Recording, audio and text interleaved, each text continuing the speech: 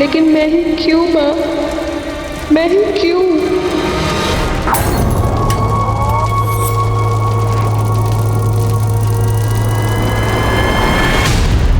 एक शरीर राख हो गया, एक मासूम लड़की की जिंदगी मौत की गिरफ्त में समा गई। साल 2020 ने हमें कई नए मंजर दिखाए हैं और न जाने अभी और क्या क्या देखना बाकी है। लेकिन क्राइम अगेंस्ट वुमेन यानी कि औरतों के खिलाफ होने वाले अपराधों के मंजर आज हमारी जिंदगी में आम से हो गए। कहते हैं कि महाभारत का युद्ध इसलिए हुआ क्योंकि एक महिला की गरिमा को ठेस पहुंचाई गई थी। अगर महिलाओं के खिलाफ हिंसा का दौर यूं ही चलता रहा तो आने वाले वक्त में हम कई और महाभारतों के साक्षी बनेंगे। आज का ये केस भी एक महिला के साथ हुई अमानवीय हिंसा से जुड़ा है। यूपी के कानपुर शहर में घटी ये वारदात कैसे एक नेशनल इशू बनकर उभरी, आइए देखते हैं। कहते हैं प्रतिभा की कोई उम्र नहीं होती। इसी बात को कानपुर के आरपी इंजीनियरिंग कॉलेज के 3 विद्यार्थियों ने साबित कर दिखाया है। इन्होंने यूनिक स्पेस इनोवेशन की राष्ट्रीय प्रतिस्पर्धा के लिए एक थ्योरेटिकल मार्स लैंडर बनाया है। अब ये प्रोजेक्ट स्पेस रिसर्च इंस्टीट्यूट तक भी पहुंच गया है और वहां वैज्ञानिकों के साथ मिलकर ये विद्यार्थी रनिंग मॉडल बनाने पर काम करेंगे। रिमी, तुम इस टीम की लीडर हो, कैसा लग रहा है तुम्हें? बहुत प्राउड फील कर रहे हैं। अक्सर छोटे शहरों के बच्चों को अंडर एस्टिमेट किया जाता है। हम उम्मीद करते हैं कि हमारी ये जीत उन सभी बच्चों को प्रेरणा देगी जो छोटे शहरों से आते हैं। मुकुंद, तुम कुछ कहना चाहोगे? मैम, हमें शक था, मतलब हमें यकीन था कि हमें यकीन। मैडम, मुकुंद कहना चाह रहा है कि हम सब ने बहुत मेहनत की है इस प्रोजेक्ट को बनाने के लिए और हमारी पूरी उम्मीद है कि हम जल्दी मार्स लैंडर का मॉडल एसआरए के सामने प्रेजेंट करेंगे। मुकुंद, माइक देख के तुम ऐसे नर्वस हो गए थे जैसे तुम्हारे सामने किसी ने बंदूक रख दी हो। हाँ, हंस लो, लेकिन अगली बार देखना, अगर माइक के सामने खड़े रहेंगे ऐसा फर्राटेदार जवाब देंगे ना कि तुम भी देखते रह जाओगे। ओके। हाँ, देख लेना।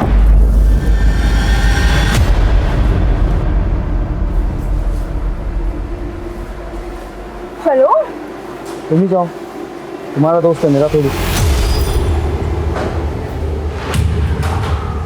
हाय। हाय। नहीं, तुम मुकुंद की बात पे ध्यान मत दो। चलो हमारे साथ बाकी करते हैं। हाँ। रिमी, तुम बिल्कुल फिक्र मत करो। कॉलेज में किसी भी प्रकार के भेदभाव के लिए कोई जगह नहीं है। ओके, मैं किसी न किसी प्रोजेक्ट ग्रुप में नईम के लिए जगह बना लूंगा। Thank you sir. रिमी, एक मिनट। जी सर। मैंने कैंपस प्रोजेक्ट में तुम्हारे नाम के लिए रिकमेंडेशन भेजा था। शाम तक कंफर्मेशन आ जाएगी, हो सकता है कल तक गुड न्यूज मिल जाए। Thank you so much sir, हम सच में आपके बिना ये सब कभी नहीं कर पाते। कोई बात नहीं। Thank you. सॉरी, एक्चुअली जल्दी में भूल गया। लोग सही कहते हैं, प्रोफेसर एब्सेंट माइंडेड होते हैं। ओके। क्या बात है रिमी, हमारा आइडिया चोरी करके बड़ा नाम बटोरा जा रहा है। ये क्या बदतमीजी है रघु, और कितनी बार बताया तुम्हें, वो तुम्हारे अकेले का आइडिया नहीं था, टीम का था। हम एक टीम थे, तुम्हें अलग रास्ता चुनना था, तो उसमें हमने कुछ गलत नहीं किया।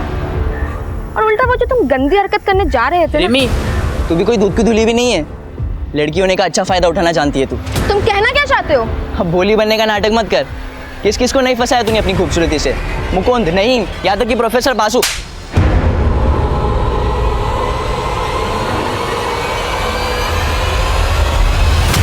आई नहीं यार अब तक गोविंद। अबे आ जाएगी, सब्र रखो ना थोड़ा। आगे आगे आगे। सही लग रहे हैं? हाँ बिल्कुल, तुम जाओ बात करो। गोविंद का आशीर्वाद है तुम्हारे साथ, आज तुम्हारी सारी गोटियां फिट हो जाएगी। अबे रुको पंकज, गुस्सा देख रहे हो मैडम के नाक पे? आज हमारा क्या, साक्षात गोविंद का भी आशीर्वाद तुम्हारे काम नहीं आएगा। पेशेंस टेस्ट कर लिया यार लड़की ने।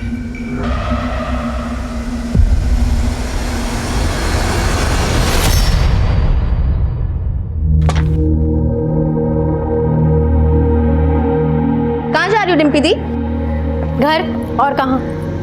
एक ही दिन की तो बात है, कल चलते हैं ना दोनों साथ में। वैसे भी बासु सर ने मेरा कैंपस सिलेक्शन में नाम दिया है, कल तक कंफर्मेशन आ जाएगा, फिर चलेंगे। रिमी, हम अब नहीं रुकने वाले हैं। एक हफ्ते से तो रुके हुए हैं यहाँ पे। पहले बोल रही थी प्रोजेक्ट हो जाने दो, अब कह रही हो कैंपस सिलेक्शन हो जाने दो। अरे तो इसमें हम क्या करें दी, इतने सारे काम हैं। अब तो तुम क्यों इतनी उतावली हो रही हो? तुम्हारे कहने का मतलब क्या है रिमी? हम जानते हैं कि तुम्हारा नाम अखबार में आया है और तुम्हें 2-3 मेडल भी मिले हैं, लेकिन इसका मतलब ये नहीं है कि तुम्हारा काम इंपॉर्टेंट है और हमारा नहीं। हमने ऐसा कब कहा दीदी? तुम्हारा कहने का मतलब तो यही था ना रिमी, तुम ये बताने की कोशिश कर रही हो कि तुम्हारे पास प्रोजेक्ट है और हमारे पास नहीं। ठीक है, तुमको जो भी समझना है समझो, हमें तुमसे बहस ही नहीं करनी है।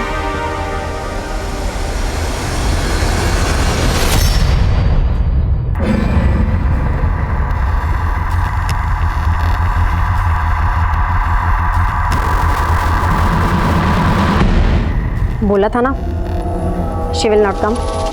Plan successful. See you at 7:30। Bye.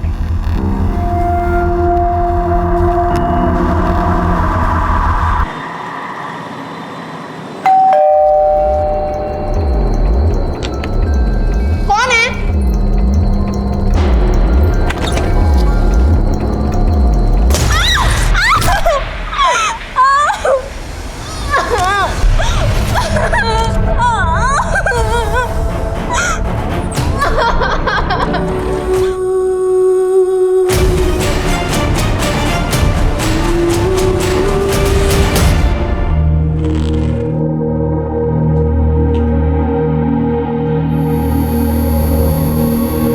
ये क्या है?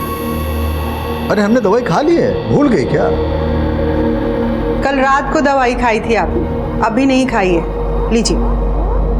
कल रात को खाई थी? ऐसा? लीजिए।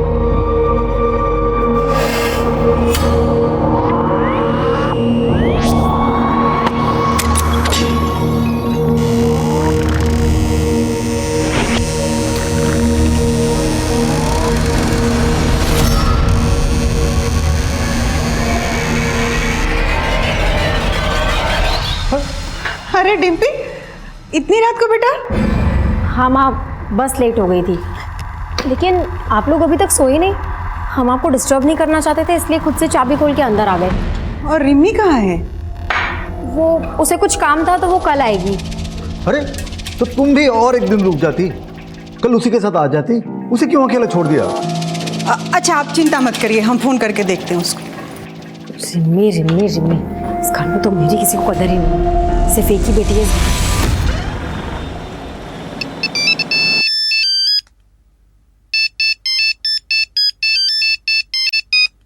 प्रदीप,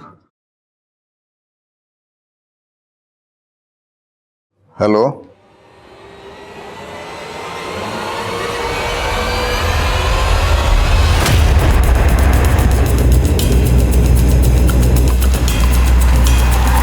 जैन सर, आइए आइए सर। लड़की का नाम रिमी गुप्ता है, उम्र 22 साल, आरके इंजीनियरिंग कॉलेज में पढ़ती थी। लड़की को यहीं पे इस घर में जला के मारा गया है। रिमी अपने बड़ी बहन डिम्पी के साथ यहाँ पे किराए पे रहती थी। फैमिली राजपुर में रहती है, यहाँ पे आने के लिए निकल चुकी है। और सर एक बात है, इसका फोटो अखबार में पिछले हफ्ते आया था, कोई कॉम्पिटिशन जीता था इसने। सर अजीब बात है, रिमी के स्टमक और थाइस के बीच की बॉडी को जलाया गया। कातिल का इसके पीछे मोटिव क्या हो सकता है? मोबाइल भी नहीं मिला। अशोक जी। जी सर। कुछ मिला? नहीं सर, बड़ी अजीब बात है सर, ना ही दरवाजे पे ना ही कहीं और घर पे कहीं एक भी फिंगरप्रिंट नहीं मिला है। किलर बहुत शातिर है। हाँ सर, लगता है बहुत ही सावधानी से उसने सारे फिंगरप्रिंट साफ कर दिए।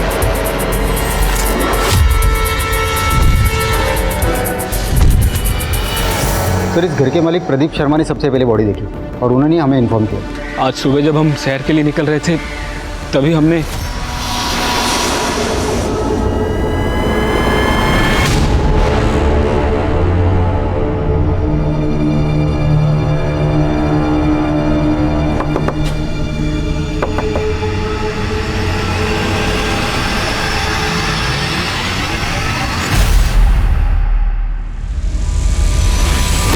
हम कसम से नहीं जानते साहब, किसने किया ये सब। हमारा इसमें कुछ लेना देना नहीं है साहब। घबरा क्यों रहे? घबराता तो गुनहगार है। पुलिस, क्या हुआ यहाँ पे? रिमी कहाँ है? आप आगे मत जाइए, रुकिए। अरे तो आप हमें अंदर क्यों नहीं जाने? हाँ मैं बताता हूँ क्या हुआ, लेकिन आप अंदर नहीं जा सकते। अरे रुकिए, दीजिए ना। रिमी, रिमी, अरे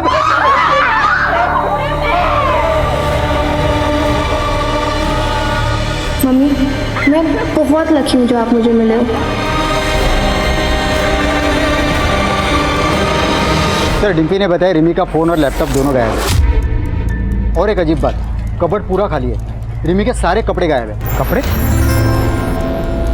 लैपटॉप और फोन गायब हो सकता है, पर कपड़े कोई क्यों चुराएगा? सर पिछले 4 सालों से मेरी दोनों बच्चियां यही कानपुर में रहती है और न कभी उनके कॉलेज से न मकान मालिक से कोई शिकायत नहीं आई। और हमारी रिमी तो बड़ी होनहार लड़की थी। डिम्पी, तुम रिमी के साथ रहती थी, किसी पे कोई शक कभी कुछ हुआ हो आजकल या पहले? हाँ सर, 2 लड़के थे, वो कर सकते हैं ऐसा काम।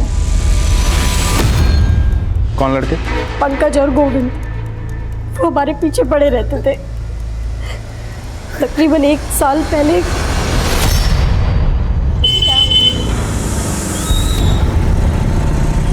धूप में चलोगी तो ढल जाओगी, चलो हम छोड़ देते हैं।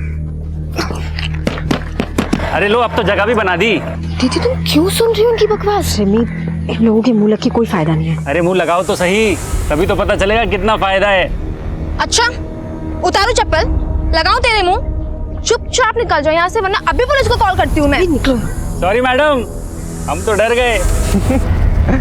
अच्छा सुनो, प्लान में चेंज है। मीठी वाली को तुम रखो। पक्का रख ले? बिल्कुल रख लो। हम उन लोगों से इतना परेशान हो गए थे कि हमने वो मोहल्ला छोड़ दिया था, और जब हम यहाँ आए तो वो हमारा पीछा करते करते इस मोहल्ले तक आ गए। कहाँ रहते हैं पंकज और गोविंद, जानती हो? हाँ सर।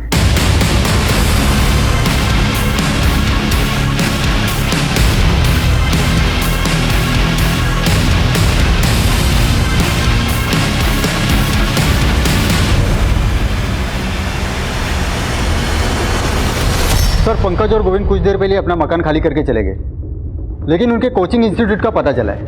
यहाँ से उनका नेटिव एड्रेस भी पता चला है। कानपुर लखनऊ हाईवे पे उनका गाँव है सर। दोनों को घर से उठा लो और विक्टिम के दोस्तों से पूछताछ करो। सर ये सब कौन कर सकता है, इसके बारे में तो कुछ नहीं पता। और हमें तो अब तक यकीन नहीं हो रहा कि रिमी हमारे बीच में नहीं है। रिमी जैसी ब्राइट स्टूडेंट मैंने आज तक नहीं देखी। इतनी अच्छी बच्ची के साथ कोई इतना बुरा कैसे कर सकता है? हमें तो कुछ समझ भी नहीं आ रहा। सर रिमी गुप्ता का फोन 2 घंटे पहले कुछ देर के लिए ऑन हुआ था, पर सर अजीब बात यह है कि लोकेशन उसी एरिया का है जहां पर वो रहती थी। क्या? एक काम करो, रिमी के फोन को सर्विलांस पर रखो, जो भी इंफॉर्मेशन आए अपडेट करो। Yes sir. सर रिमी की पोस्टमार्टम रिपोर्ट, उसका रेप हुआ था।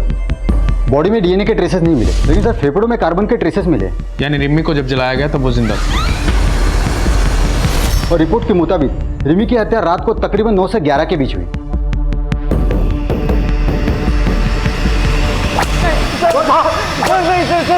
नहीं पता मेरे को कुछ भी। बोलो। सर मेरा उस लड़की से कोई लेना देना नहीं था, वो तो पंकज ही उसके पीछे पड़ा था। वो शाम को उसके घर पे भी गया था। सर आप उसी से पूछ लीजिए। आगे एक सवाल का जवाब नहीं देंगे। हमें यहाँ लाके ठीक नहीं किए। नौकरी जाएगी आपकी और इस हवलदार की भी। चाचा बड़े नेता हैं हमारे, आने दो उनको। वो फटकार मिलेगी, वो फटकार मिलेगी। चाचा और भतीजा नालायक, सच बोल। ये तो चाचा यहाँ नहीं अस्पताल में मिलने आएंगे। हम तुमको बहुत पसंद करते हैं रिमी, आई लव यू। पर हम नहीं करते। इतनी सी बात समझ क्यों नहीं आती तुमको? अब तक हम तुमको जितना परेशान किए ना, उन सबके लिए सॉरी। अगर तुम चाहते हो ना हम तुम्हें सच में माफ कर दें तो हमको स्टॉक करना बंद कर दो बस। चलो जाओ। इसके बाद हम वहाँ से वापस आ गए। हमें नहीं पता फिर वहाँ क्या हुआ। चाचा के भतीजे। बोल तुम दोनों ने मारा उसे, बोल। नहीं साहब हमें कुछ नहीं पता साहब। ऐसे नहीं बोलेगा तुम।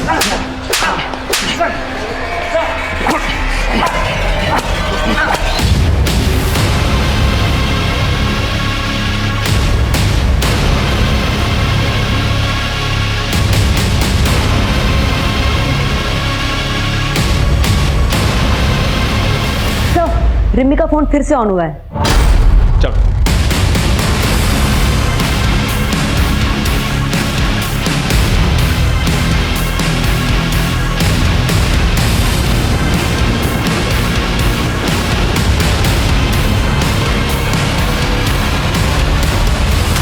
अरे पकड़ो इसे। अरे ये हमारा फोन है, फोन वापस दो। अरे रिमी दीदी का फोन अब हमारा है। अरे मेरा फोन है। पापा पापा इन्होंने मेरा फोन ले लिया है, आप इनको बोलो ना। ये मेरा बेटा दिमाग से थोड़ा कमजोर है, प्लीज इसे छोड़ दीजिए। ये रिमी का फ़ोन आपके बेटे के पास कैसे आया? सर आदित्य को मोबाइल फ़ोन चोरी करके इकट्ठा करने की आदत थी, पर उस दिन पापा पापा रिम्मी दीदी रिम्मी दीदी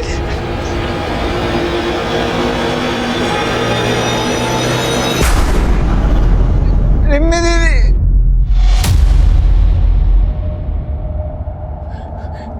आदित्य बेटा तू घर जा, हाँ तू घर जा, बाहर मत निकलना, घर जा, जा, शाबाश, घर जा।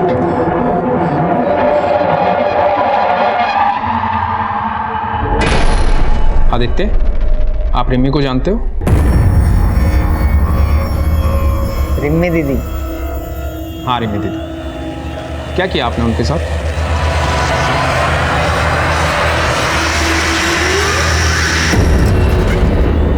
शादी किया, रिम्मी दीदी के साथ शादी किया। क्या हुआ था उस दिन? किसने जलाया उसे?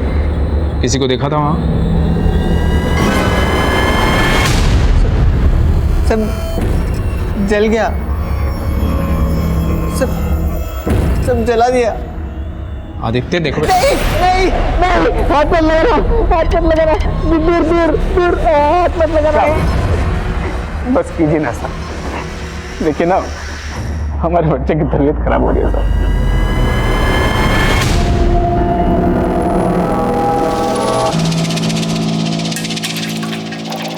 सर। आदित्य के पास हमें जितने भी मोबाइल मिले सब चोरी के थे। उसके पड़ोसी ने बताया कि पिछले 5 सालों में उनके घरों से कई मोबाइल चोरी हो गए। हम ये पता लगाने की कोशिश कर रहे हैं कि कौन सा मोबाइल किसका है। रिमी का फ़ोन अनलॉक हुआ? नहीं सर, हमने IT डिपार्टमेंट को बोला है। सर आदित्य का फ़ोन स्कैन किया हमने, उसमें रिमी और डिम्पी के कई सारे फोटोज और वीडियोज़ है जो चुपके से ली गई है। ये वीडियो रिमी की मौत के 1 दिन पहले का वीडियो है। पापा इतनी जल्दी शादी क्यों करनी है? एक बार डिम्पी दी का ग्रेजुएशन हो जाने दीजिए, उसके बाद शादी की बात कर लीजिएगा। अरे 21वें साल में ग्रेजुएशन हो जाती है सबकी। तेरी दीदी जो है कुछ महीनों में 25 की हो जाएगी, अब तक ग्रेजुएशन नहीं हुआ उसका, और कब तक पढ़ती रहेगी? आपने अपने बयान में लिखवाया था कि आप रिमी से 2 हफ्ते पहले मिले थे। ये वीडियो रिमी की हत्या से 1 दिन पहले का है। मतलब आप कहना क्या चाहते हैं?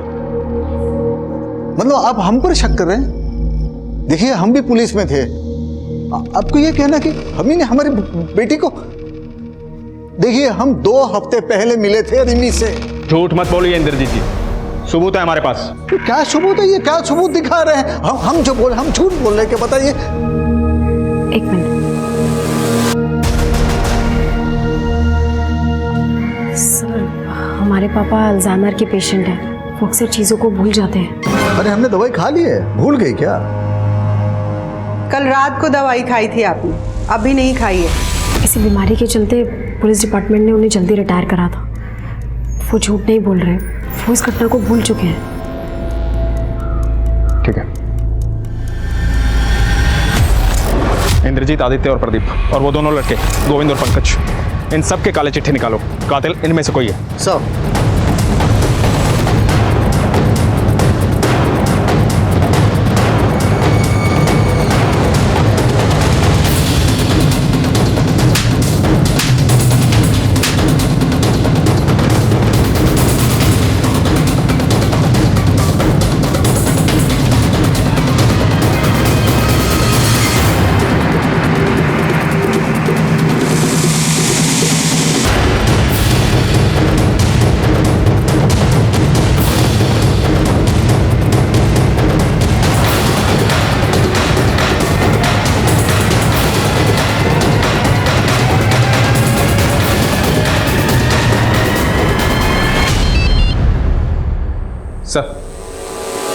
सर हम कोशिश कर रहे हैं सर।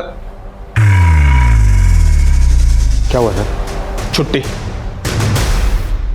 पे जा रहा हूं। 6 महीने तक रिमी गुप्ता का केस अखबारों की सुर्खियां बटोरता रहा, लेकिन पुलिस कातिल तक नहीं पहुंच पाई। अब पुलिस की क्षमता पर सवाल उठने लगे थे। हालात की गंभीरता को देखते हुए सीनियर ऑफिसर्स ने इस केस को एक स्पेशल इन्वेस्टिगेटिंग डिपार्टमेंट को सौंपने का फैसला लिया। पहली टीम के मुताबिक रिमी घर में अकेली थी और उसके सर पर किसी ने बियर की बोतल से हमला किया। अगर ये केस हमें पहले ही मिल जाता तो शायद कुछ हाथ भी लगता। अभी तो वक्त भी बहुत हो चुका है सर। आई थिंक कोई भी कॉन्क्लूसिव एविडेंस मिलना बहुत मुश्किल होगा। हाँ ना धीरज, 6 महीने गुजर चुके हैं और हमारे सामने सस्पेक्ट की लंबी लिस्ट है। काम मुश्किल ज़रूर है पर नामुमकिन है। सर रिमी के पिता खुद एक रिटायर्ड पुलिस ऑफिसर और सस्पेक्ट लिस्ट में है। आपको क्या लगता है सर, क्या एक पिता अपनी बेटी को? हमने ऐसे कितने केसेस देखे हैं जहाँ पे रिश्तों की मर्यादा को लांघा गया है। और सबसे इंपॉर्टेंट बात, फॉरेंसिक और क्राइम सीन से कोई फिंगरप्रिंट्स नहीं मिले। मतलब कातिल जो भी है वो हमारी तहकीकात के तरीकों से अच्छी तरह से वाकिफ है, तो मुमकिन है कातिल पुलिस वाला। और सर दूसरा सस्पेक्ट आदित्य गुप्ता, मकान मालिक प्रदीप का बेटा। और प्रदीप के मुताबिक उसका बेटा आदित्य स्टेबल है। रिमी का फोन आदित्य के पास मिला, राइट? Right sir. और हमारे मेन सस्पेक्ट्स हैं पंकज और गोविंद। हो सकता है सर इन्हीं सस्पेक्ट्स में से कोई कातिल हो। नीरज, इस केस में हमें कई फ्रेंड पर एक साथ काम करना होगा। प्रतिमा सर, रिमी जहाँ रहती थी तुम उस मोहल्ले में सेटल हो जाओ, बिल्कुल एक नॉर्मल लड़की की तरह। सस्पेक्ट्स के आसपास रहो, हर चीज़ पर नजर रखो। सब्जी वाला, दूध वाला, आयरन वाला, सबकी कुंडली निकालो। इन शॉर्ट, हनुमान नगर में अगर पत्ता भी हिलता है तो उसकी इन्फॉर्मेशन मुझे चाहिए। Okay sir. नीरज, अपने एक आदमी को रिमी के उन्नाव वाले घर के पास सेटल करो। उसे बोलो वहाँ से जितनी इन्फॉर्मेशन निकाल सकते हैं निकालें। देखते हैं रिमी के कत्ल के तार कहीं उसके उन्नाव वाले घर से तो नहीं जुड़े। सर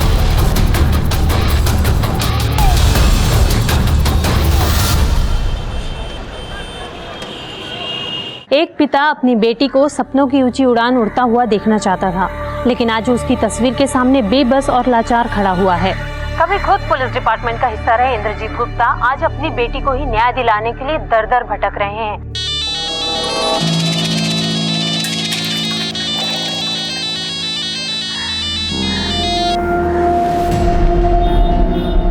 बोला था ना मुझे भी फोन मत करना, मैं खुद से करूँगी।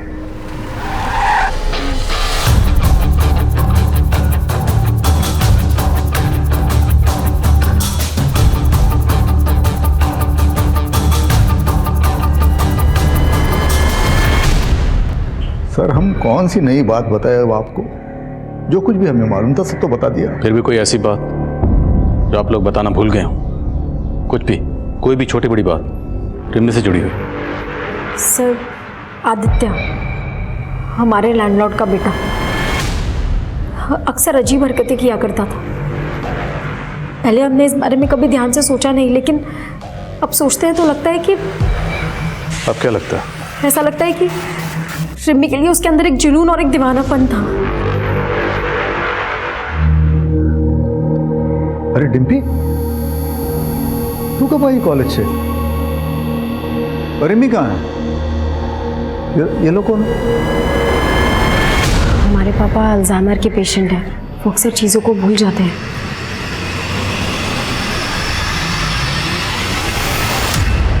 अब हम क्या बताएं साहब कि हमारा बेटा आदित्य कहाँ चला गया। पुलिस में भी कंप्लेन लिखवाई है लेकिन पुलिस भी उसको ढूंढ नहीं पा रही। चला गया मतलब?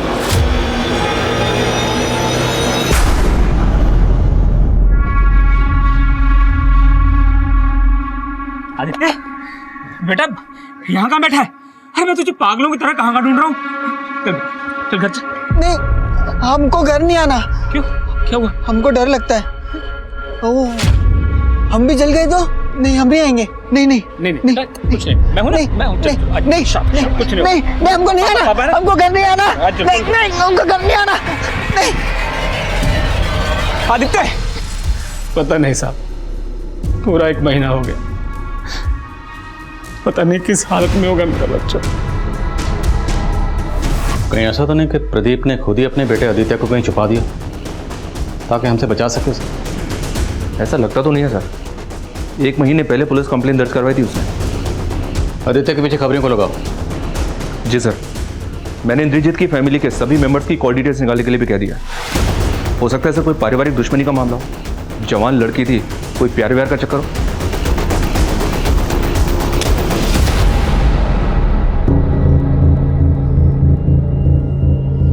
रिमी का कत्ल हनुमान नगर में हुआ जहां पर वो किराए पर रहती थी। उस वक्त उसके पेरेंट्स उन्नाव में थे।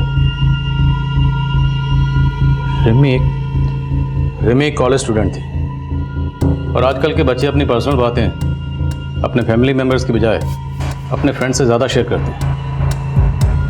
लेकिन पिछली टीम ने ना तो रिमी के किसी दोस्त के बारे में, ना टीचर के बारे में और ना ही कॉलेज के बारे में कोई इन्फॉर्मेशन नहीं दी। और मुझे लगता है कि तहकीकात का सबसे बड़ा लूप होल यही है।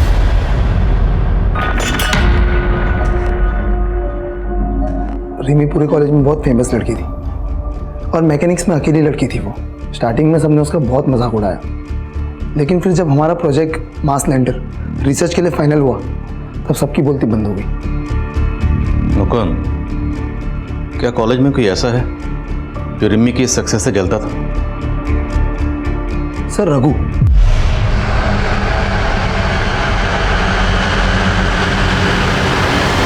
रघु रिमी से बहुत नाराज था। पहले वो भी हमारी टीम में था। मुकुंद, रघु हमें धोखा दे रहा है। उसने प्रोजेक्ट सबमिट भी कर दिया लेकिन हमारा नाम ही नहीं दिया है। What? हाँ। सर हमने तुरंत एचओडी को कंप्लेंट कर दी। फिर उसके बाद हमारे मेल्स और रिसर्च दिखाए उनको। टीचर्स ने तो हमारे ग्रुप से निकाला और फिर सस्पेंड कर दिया। सर रघु काफ़ी गुस्से लड़का है। जब हमारी टीम को फर्स्ट प्राइज मिला वो भौंकला गया और उसने रिमी को धमकी भी दी। इसका बदला हम जरूर लेंगे। बहुत जले, अब तुमको भी जलाएंगे। पहले तुम्हारे गुरूर को तोड़ेंगे और फिर तुम्हें। तो ये बात तुमने पुलिस को क्यों नहीं बताई? सर वो रिमी की डेथ की वजह से हम लोग बहुत शौक में थे सर। रहता कहाँ है रघु? माना कि हम रिमी से गुस्सा थे, हमने उसे धमकाया भी था, लेकिन हमारा यकीन कीजिए सर, हमने रिमी को नहीं मारा। सिर्फ धमकाया। हम भी तड़पे हैं, अब तुमको भी तड़पाएंगे। नहीं सर, हमने रिमी को नहीं मारा है सर, हमारा यकीन कीजिए सर, हमने रिमी को नहीं मारा है,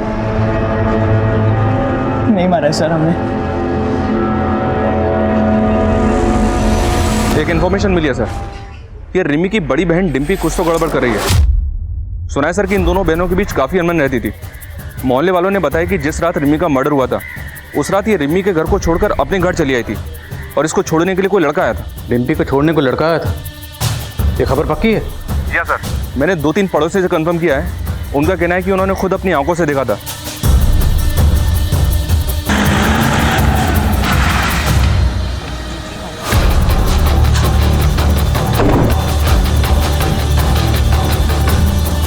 डिम्पी झूठ मत बोलना। कत्ल की रात तुम किस लड़के के साथ थे? सब हम किसी लड़के के साथ नहीं थे। हम तो सीधा कानपुर से बस लेके अपने घर आए हैं। लगता है तुम्हें भी अपने पापा की तरह भूलने की आदत हो गई। लेकिन एक बात याद रखना, जितना ज्यादा झूठ बोलोगी उतना ज्यादा फंसोगी। सर हम उस रात अपने बॉयफ्रेंड नील के साथ थे। कानपुर से कितने बजे निकले? शाम को 7 बजे। घर कितने बजे पहुंचे? करीबन 12 बजे। हमारी बहन रिमी का कत्ल हुआ 9 से 11 के बीच। इस बीच कहाँ थे? वो नील का जन्मदिन था, हम उसी के साथ थे। सर उस रात हमारा जन्मदिन था, तो मैंने और डिम्पी ने डिसाइड किया कि हम दोनों मेरे घर पर कुछ टाइम स्पेंड करेंगे और उसके बाद मैं अपनी गाड़ी से डिम्पी को उसके घर उन्नाव छोड़ दूंगा। इस नील के कॉल रिकॉर्ड्स निकलो, देखते हैं इसकी बात में कितनी सच्चाई है। सर क्या आपको लगता है कि रिमी की मौत की जिम्मेदार उसकी बहन डिम्पी है? खून के रिश्ते कितने भी गहरे क्यों ना, लेकिन नफरत और जलन की आग किसी भी रिश्ते को जलाकर खाक कर देती। डिम्पी ने हमारे सामने आदित्य का नाम लिया। हो सकता है उसने खुद से और अपने बॉयफ्रेंड नील से ध्यान हटाने के लिए किया। तो रिमी की मौत की वजह डिम्पी की जलन है, बात कुछ और है। पंकज और गोविंद पिछली टीम के ये प्राइम सस्पेक्ट थे, लेकिन इन दोनों का नाम भी डिम्पी ने लिया था। उठाओ इन दोनों को। तुम्हारी वजह से मैं यहाँ बार बार लाया जा रहा है। हमें भी पता है तुम हमें दोस्त दोस्त बोल कर ना हमारे आगे पीछे काहे घूमते हो, समझे? अब ज्यादा जबान चलाई ना तो उखाड़ के जेब में डाल देंगे। क्या बोले बे? क्या करोगे बे? अबे एक तो गलती तुम करो, सदा हम भुगते हैं। हाँ अब तुम्हारी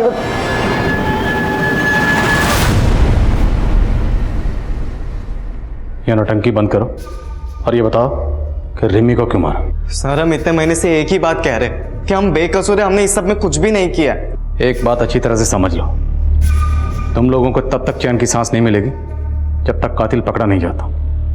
इसलिए सोचो, अच्छी तरह से सोचो। सर एक लंबा सा लड़का था जिसका रिमी के घर पे आना जाना लगा रहता था हमेशा। और सर जिस दिन ये सब कुछ है उस दिन शाम को भी आया था वो।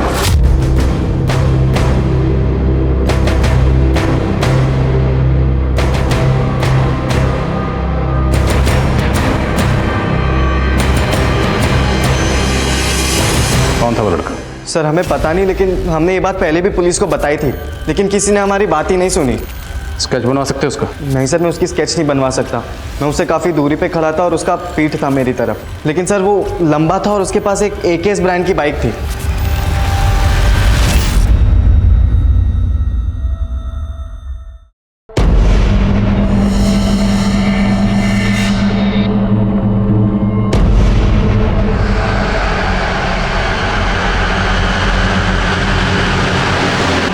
संदिग्धों की लंबी लिस्ट में एक और व्यक्ति शामिल हो गया था, जिसका ना तो कोई नाम था और ना ही कोई चेहरा, लेकिन पुलिस पूरी शिद्दत के साथ हर नए उभरते एंगल को टटोल रही थी। एक तरफ पुलिस एक एक कड़ी जोड़ रही थी और वहीं दूसरी तरफ रिमी के परिवार वाले धीरे धीरे अंदर ही अंदर टूटते जा रहे थे।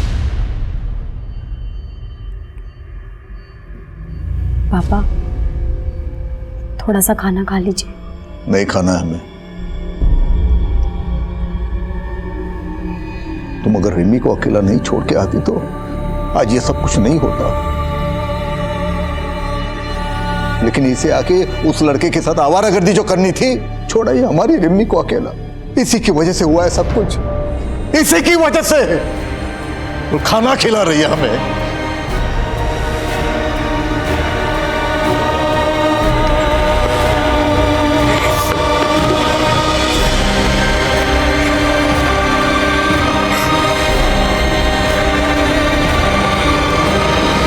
डम डेटा से कंफर्म हो गया, रिमी का जिस रात को कत्ल हुआ उसी रात रिमी के मोहल्ले में नईम सरफराज नाम के लड़के का फोन एक्टिव था। नईम सरफराज ये रिमी का दोस्त है ना? हाँ सर, हम उस शाम रिमी के घर गए थे, उसे कॉन्ग्रेचुलेशन कहने, उसका कैंपस सिलेक्शन जो हो गया था। रिमी के तो और भी बहुत दोस्त थे, तो सिर्फ तू ही क्यों गया? सर हम और रिमी एक दूसरे से बहुत प्यार करते थे। नईम, क्या हुआ? मिठाई लाए हो? क्या बात है, किसी मिठाई की शॉप में पार्ट टाइम जॉब कर ली है? बताते हैं, पहले अंदर तो आने दो। अरे अब बताओ भी। सबसे पहले तो ये मुंह मीठा करो। तो केविन, बात ये है, जो हमारी मोहतरमा है मिस रिमी गुप्ता, उनका कैंपस सिलेक्शन हो गया है, वो भी एक मल्टीनेशनल कार मैन्युफैक्चरिंग कंपनी में। क्या? Oh my God, I'm so happy.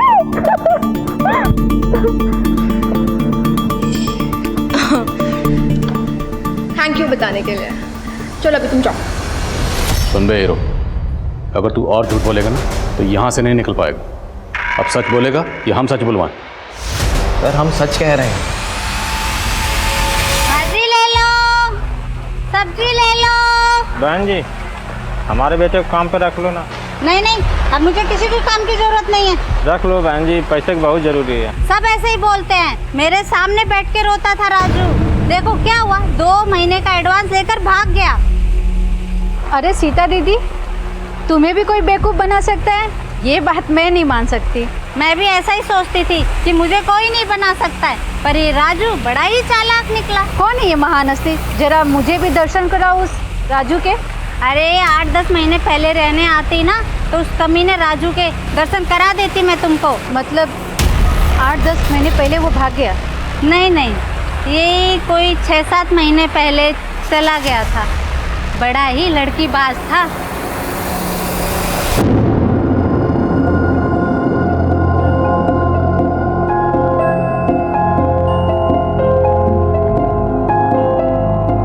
ए राजू, कहाँ जा रहा है? काम नहीं करना?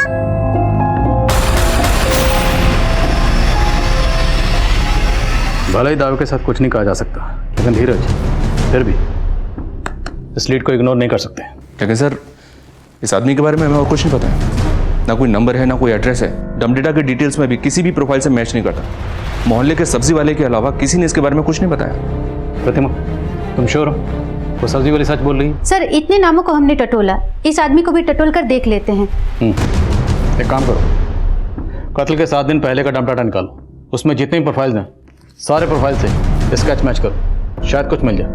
और मोहल्ले में भी सबको ये स्केच दिखाओ, शायद कोई क्लू मिले।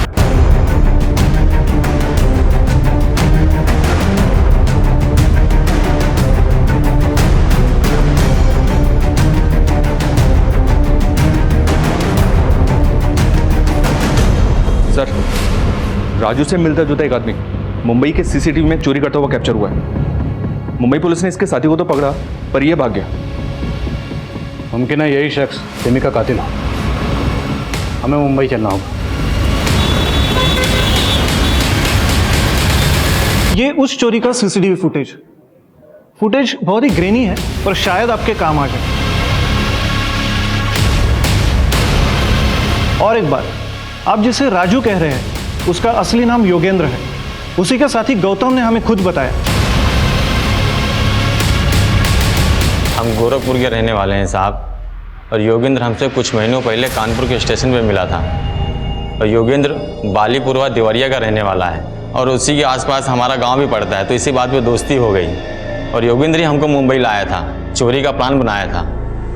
खुद तो पूरा माल लेके फरार हो गया और हम फंस गए यहाँ। बालीपुरवा में कहाँ रहता है? एड्रेस मालूम है उसका? नहीं साहब, ना हमने कभी पूछा और ना कभी उसने बताया। सर, यहाँ बालीपुरा में पता किया तो पता चला कि स्केच में मिले हुए आदमी का नाम व्यास साहू है, लेकिन इसने 3 साल पहले इस गांव को छोड़ दिया था। इसकी स्टोरी काफ़ी इंटरेस्टिंग है सर। कहते हैं व्यास एक नाजायज़ औलाद है, और इसी वजह से इसका बाप इसकी माँ को बहुत पीटता था। व्यास ने बचपन में ही अपराध की दुनिया में कदम रख दिया था। लेकिन सर, व्यास की माँ मालती का कहना है कि वो पिछले कई सालों से इसके टच में नहीं है। व्यास की माँ मालती का कॉल रिकॉर्ड्स निकलो और उसका फ़ोन सर्विलेंस पे डालो। हो सकता है वो हमसे झूठ बोल रही है। Okay sir.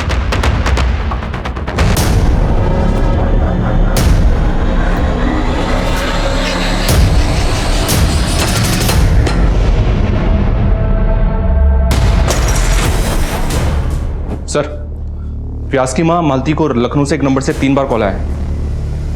ये खबर पढ़ो। 2 दिन पहले लखनऊ में स्वाति नाम की लड़की का रेप किया गया। यानी कि योगेंद्र उर्फ राजू उर्फ व्यास शायद इस वक्त लखनऊ में? करेक्ट। लखनऊ पुलिस से कांटेक्ट करो, इससे पहले वो वहाँ से फरार हो। हमें से पकड़ना। सर, जिस नंबर से व्यास की माँ को कॉल आ रहे थे वो आपके एरिया में ही एक्टिव है। व्यास साहू आपके आसपास ही है।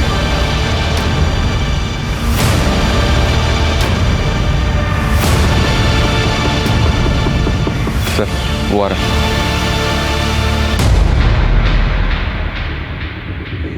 रुक, इधर आ। अरे आना। रुक।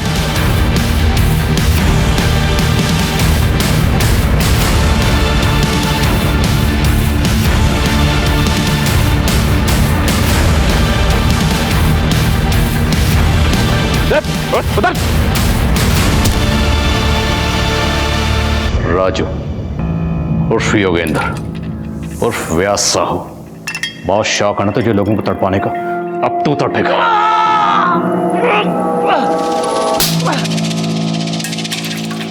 क्या बिगाड़ा था उन लड़के ने तेरा? क्यों मारा उन्हें? पता नहीं साहब, हमको मजा आता था। हम सोचे कि सब लोग अपने मन का करते हैं तो हम भी करेंगे, इसीलिए किया सब। रिमी, उसे क्यों मारा और कैसे मारा? वो पसंद आ गई थी साहब हमको। एक दिन हम उस लड़की के घर के बाहर खड़े थे। हमने देखा कि उसकी बहन सामान लेके बाहर जा रही। तो चले गए साहब उसके घर में। कौन है?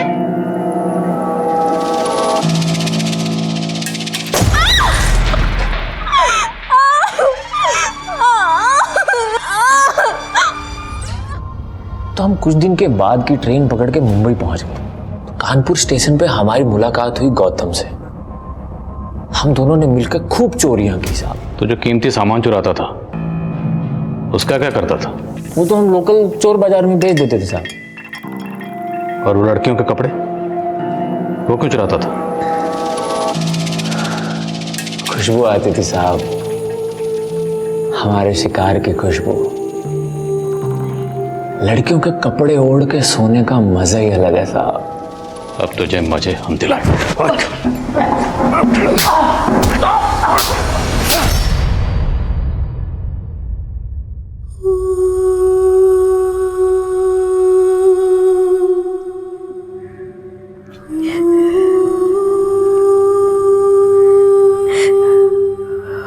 माफ कर दीजिए पापा।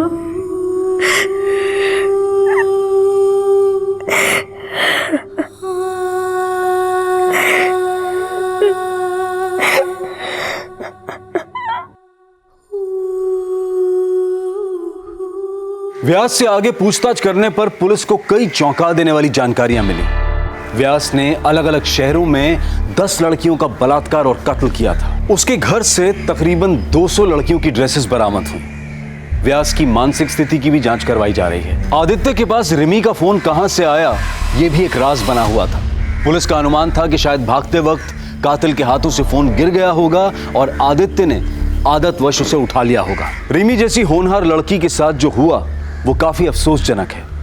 एक समाज की प्रगति काफी हद तक इस बात पर निर्भर करती है कि उस समाज की महिलाएं कितनी सुरक्षित हैं, और महिलाओं को एक महफूज माहौल मुहैया कराना समाज का दायित्व है।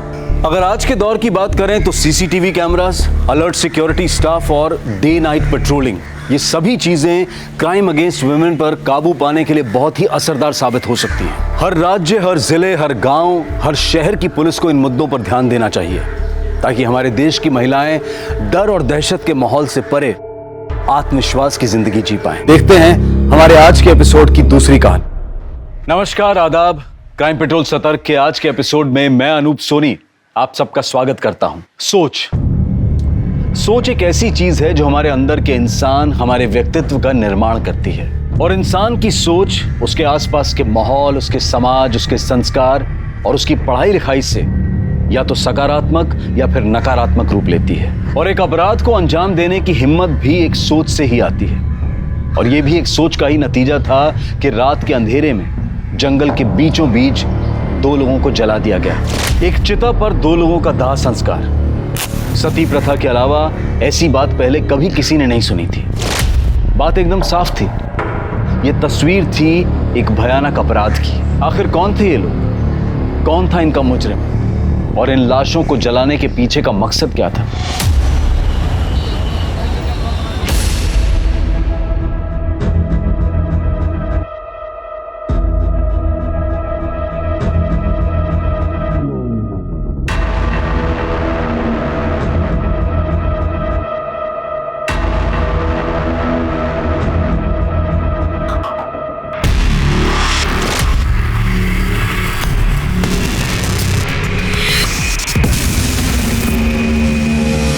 सर, ये मेरी बेटी प्रियंका कल रात से घर से गायब है, अब तक नहीं लौटी। आपका नाम? मैं सुरेंद्र सिंह, ये मेरी पत्नी है प्रतिभा। जी, मैं प्रियंका का मामा सुरेश। क्या लगता है आप लोगों को कहाँ जा सकती है आपकी बेटी? सर, प्रियंका खुद से कहीं नहीं गई है सर। मतलब? देखिए, जो भी बात है साफ साफ बताइए, क्या कहना चाहते हैं? जीजा जी, दीदी आप लोग बताते क्यों नहीं है कि आपके चेहरे पे ये चोट या निशान कैसे आया है? देखिए, डरने की कोई बात नहीं, साफ साफ बताइए बात क्या है। सर, ये लोग डर रहे हैं, अपनी बदनामी से डर रहे हैं। दरअसल प्रियंका को किडनैप किया गया है सर। किडनैप किया गया है? जब तक आप हमें डिटेल में नहीं बताएंगे हम आगे कैसे बढ़ेंगे? दीदी, जीजा जी आप लोग बताइए ना, आखिर आप लोग के सामने ही तो उसे किडनैप किया गया था ना। सर, कल शाम हम दोनों घर पे चाय पीते हुए बैठे थे, तब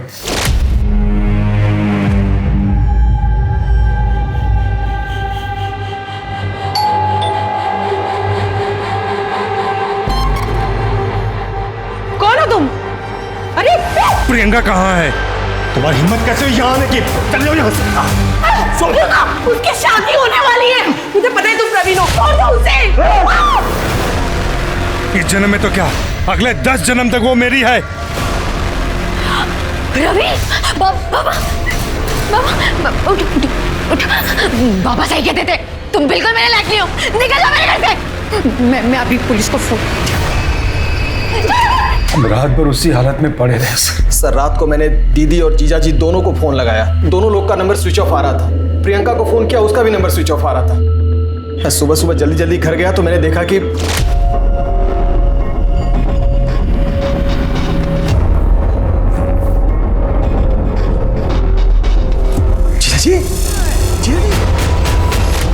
बाद सर मैंने इन लोगों को कन्विंस किया कि चल के पुलिस कंप्लेंट करें। वो लड़का है कौन? सर प्रवीण वर्मा नाम है उसका।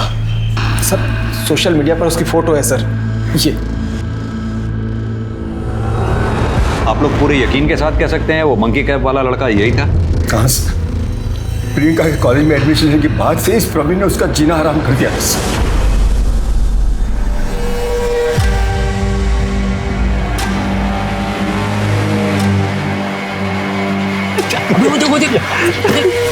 एडमिशन है, चल इसकी रैगिंग लेते। ये चिरकुट, चल पीछे। तू जाएगा रैगिंग लेने? मैं जाऊंगा रैगिंग लेने। ये रैगिंग लेने लायक नहीं है।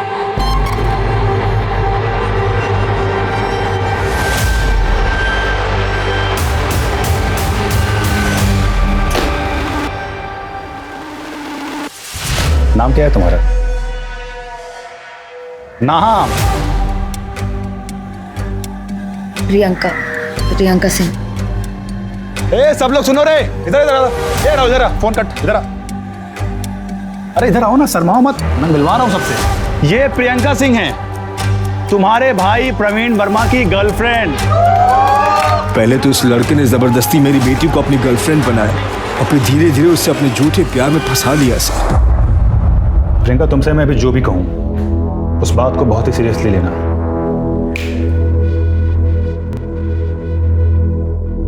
देखो, जब तुम्हें मैंने पहली बार देखा था ना, तभी मुझे तुमसे प्यार हो गया था। मुझे पता है तुम्हें यकीन नहीं हो रहा होगा। ये देखो,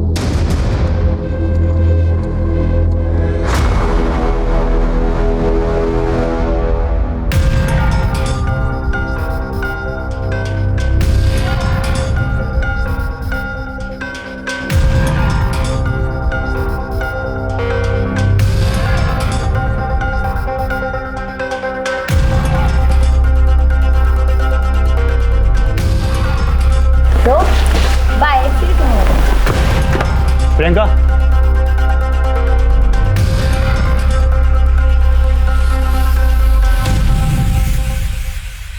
प्रियंका, तू उस लफंगे के साथ?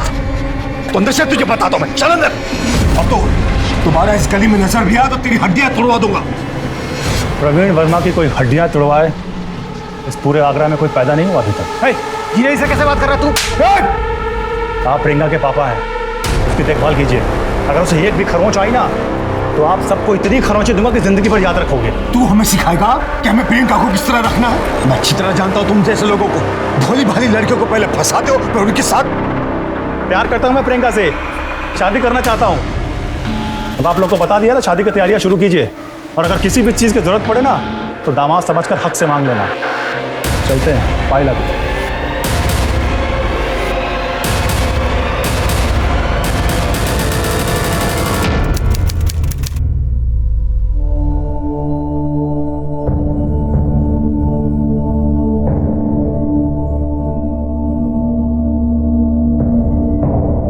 तुम्हें क्या लगता है बेटा, हम तुम्हारे दुश्मन हैं?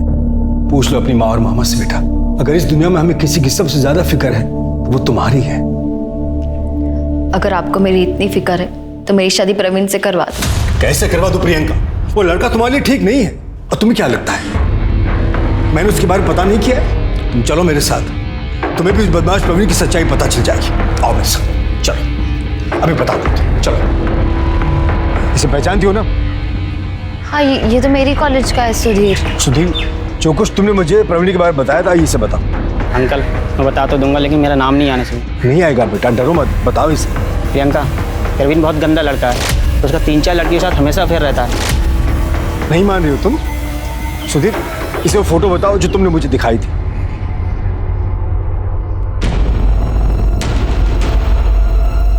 देख ली प्रवीण की सच्चाई, हो गया विश्वास? अब तो जो मैं कहूंगा वो मानोगी ना तुम?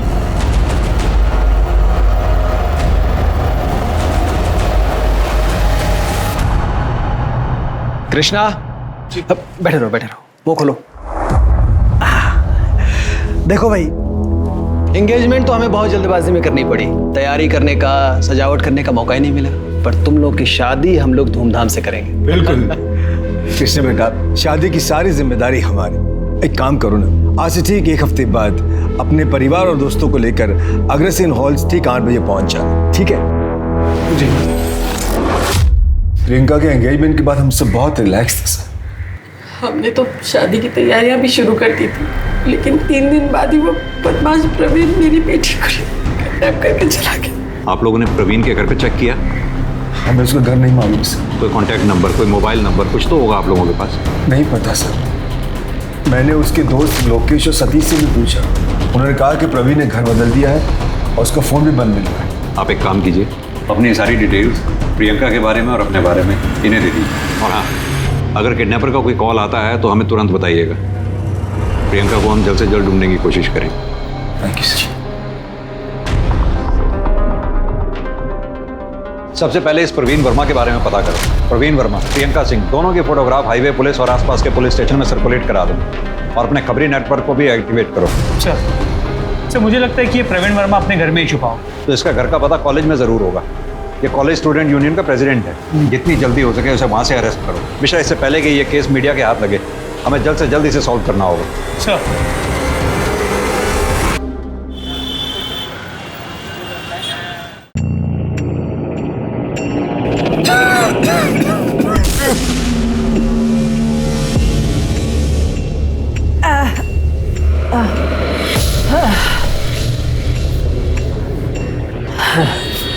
बेटा तुम जाओ, मैं तुमको कॉल करता हूँ। जरा सुनी बाबू खाली हो गए क्या? माँ जी वो तो कब का चले गए। चले गए? हाँ। मैं पिछले 3 घंटे से यहाँ बैठी हूँ, तो कब चले गए, कहाँ चले गए? कहाँ गए हो तो मुझे नहीं मालूम। आप ऐसा कीजिए, कल आ जाइए। मैं सब समझती हूँ, तुम सब मुझे जानकर परेशान कर रहे हो ना। मैं पिछले 3 दिन से रोज यहाँ आके बैठती, लेकिन कोई मुझे मेरे बेटे राजकुमार के बारे में कुछ बताता क्यों नहीं? माँ जी आपके बेटे के बारे में कोई नहीं बता सकता, वो सुनील ही जानता है। एक काम कीजिए, सुनील 10 बजे आएगा, आप 10 बजे के पहले आ जाइए, डायरेक्टली उनसे मिल लीजिए। मैं ना मिलूंगी, ना बात करूंगी, ना कुछ पूछूंगी। मैं पुलिस स्टेशन जाऊंगी, मैं किसी को नहीं छोड़ूंगी। पुलिस को सब बताऊंगी, किसी को नहीं छोड़ूंगी मैं।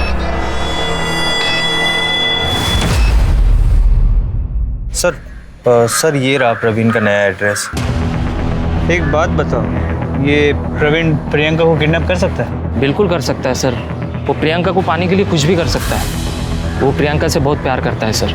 इस प्रवीण का प्रियंका के अलावा किसी और के साथ कोई चक्कर, कोई अफेयर? सर प्रियंका के मिलने के पहले प्रवीण अलग ही लड़का था, बहुत सारे अफेयर्स थे उसके।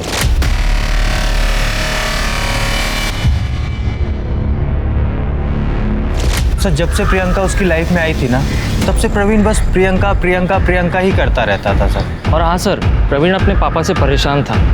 उसका और प्रियंका का मिलना जुलना उसके पापा को पसंद नहीं था। कड़वा होता है। अरे शक्कर मिला इसमें। ठीक है, कुछ नहीं होता। एक बार में हाँ। हमारे ग्रुप में शामिल हो गई है अब। बहुत बस डांस करते हैं। म्यूजिक एक मिनट लगाता हूँ। आजा स्पीकर रखा था नहीं यहाँ पे, कहाँ गया? हाँ थोड़ा रोमांटिक।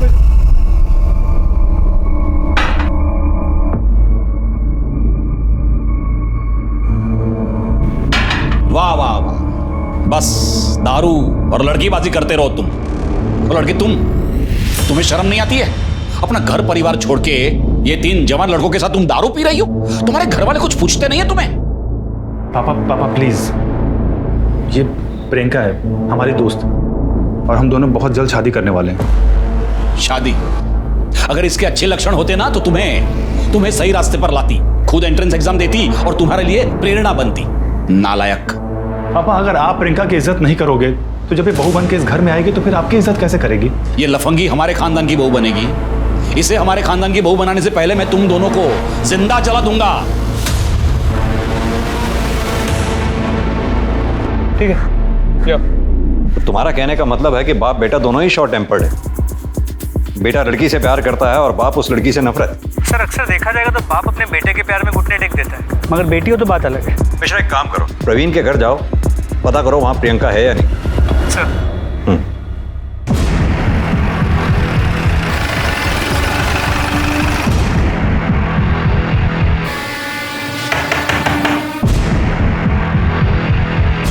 प्रवीण वर्मा? हाँ वो मेरा बेटा है। क्यों? कहाँ छुपा के रखा है उसे? सिंह घर की तलाशी लो। रुकिए सर, मेरी बात सुनिए सर, क्या हुआ क्या है? लेकिन उसने प्रियंका सिंह को किडनैप किया है। क्या बात कर रहे हैं सर? कल रात 10 बजे से वो खुद गायब है। गायब नहीं, फरार है, वो भी प्रियंका सिंह को साथ लेकर। फरार? सर तो उसने मुझे बताया होता ना। 18 घंटे से उससे बातचीत नहीं हुई है सर, उसका फोन भी बंद आ रहा है। तुम ऐसे नहीं मानोगे। सिंह, पुलिस स्टेशन लेके चलो। माजी माजी माजी, रुकिए रुकिए, कहाँ जा रही हैं? मैं सुनील प्रसाद।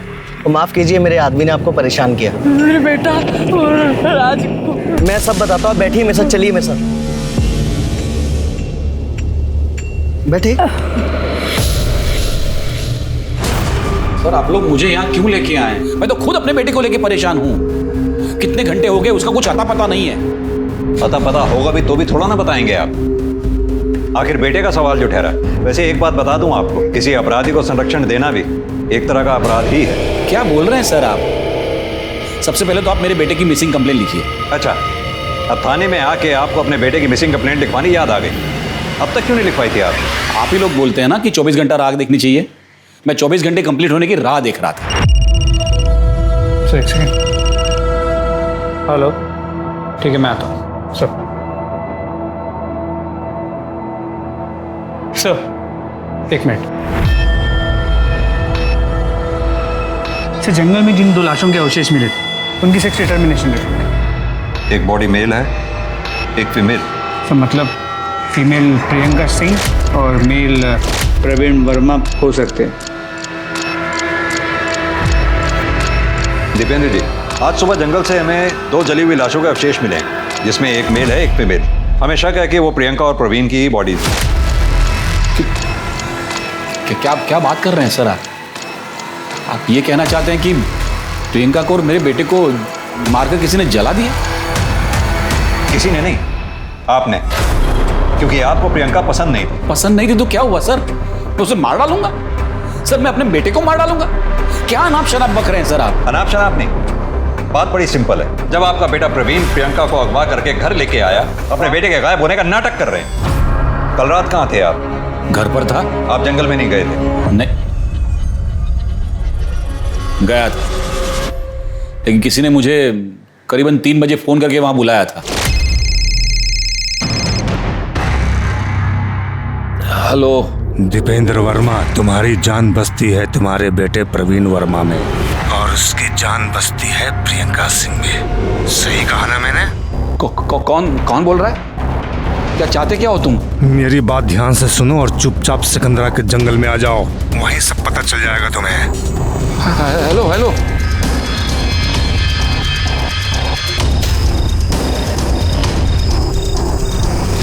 मैं 4:30 बजे तक वहां था। मुझे लगा प्रियंका के साथ वहां मुझे प्रवीण भी मिलेगा, लेकिन प्रियंका प्रवीण तो क्या, वहां कोई इंसान भी नहीं दिखा मुझे। फिर तो आपको वहां कोई जलती हुई चिता भी नजर नहीं आई होगी। चिता? हाँ, दूर कुछ जल तो रहा था। मतलब सर आप ये कह रहे हैं कि मेरे बेटे को उस चिता में किसी ने जला दिया? सर मेरी तो कुछ समझ में नहीं आ रहा है। लेकिन हमारी समझ में सब आ रहा है, क्योंकि आपको लगा कि पुलिस आपके मोबाइल के लोकेशन रिकॉर्ड्स निकलवाएगी, आपकी पोल खुल जाएगी, इसलिए आप हमारे सामने खड़े होकर ये फोन का नाटक कर रहे हैं। नहीं सर, मैं झूठ नहीं बोल रहा हूँ सर। ये आप मेरे मोबाइल में कॉल लॉग में देख लीजिए, नंबर, ड्यूरेशन, टाइम सब होगा इसमें। मिश्रा, इस नंबर की डिटेल निकलवाओ। सर मैं कहता रहा मेरे बेटे को कि दूर रहे। जब से ये लड़की प्रियंका मेरे बेटे के जीवन में आई है ना, उसके जीवन में ग्रहण लग गया है सर। कहना क्या चाहते हैं आप? सर मैं आपको प्रियंका की पूरी कहानी सुनाता हूँ।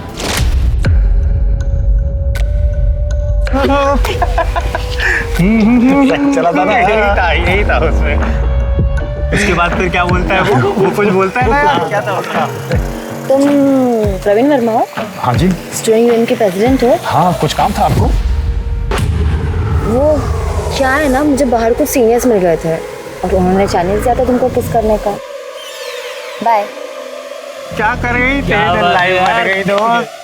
आपके कॉलेज में रैगिंग होती है प्रिंसिपल साहब, और रैगिंग में स्टूडेंट यूनियन के प्रेसिडेंट को किस करने को कहा जाता है? आप ही बताइए, ऐसे माहौल में मेरी बेटी सेफ कैसे रह सकती है? ये क्या हो रहा है? प्रवीण सच सच बताओ कि ये सच है। I am sorry sir. मैं मानता हूँ मेरी गलती है, लेकिन सर मैं इसके लिए अंकल से और प्रियंका से माफी मांग चुका हूँ। माफी मांगने से क्या होगा, मुझे एक्शन चाहिए सर। अब अभी कभी इस लड़के को 7 दिन के लिए सस्पेंड कर दीजिए, वरना मैं प्रेस में जाऊंगा सर। आप जानते नहीं आगरा शहर में मेरी कितनी पहचान। सिंह साहब आप शांत हो जाइए, मैं एक्शन लेता हूँ। प्रवीण, तुम्हें 3 दिन के लिए सस्पेंड किया जाता है।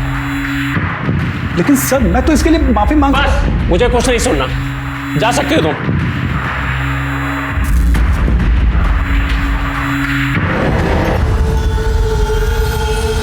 मुझे ना अभी 3 दिन कॉलेज कैंपस में कहीं नहीं आना चाहिए। भाई प्रिंसिपल ने तुझे क्लास में आने से मना किया, क्लास से रेस्टिकेट किया है। कैंटीन में आके समोसे खा सकता है, टेंशन मत ले, समोसे खा ले, पकड़।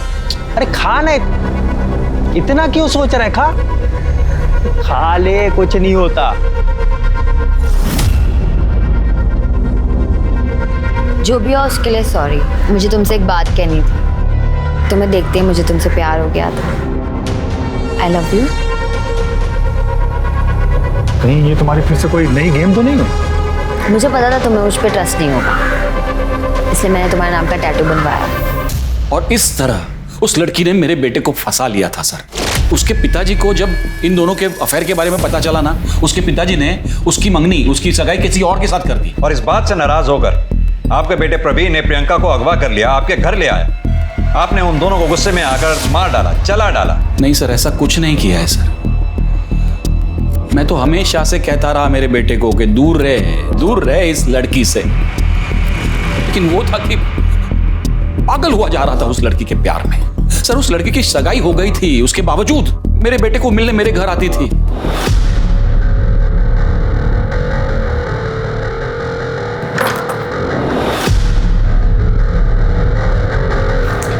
नमस्ते अंकल। नमस्ते छोड़ो, प्रियंका तुम्हारी सगाई हो गई है ना, फिर तुम प्रवीण को मिलने यहाँ क्यों आती हो?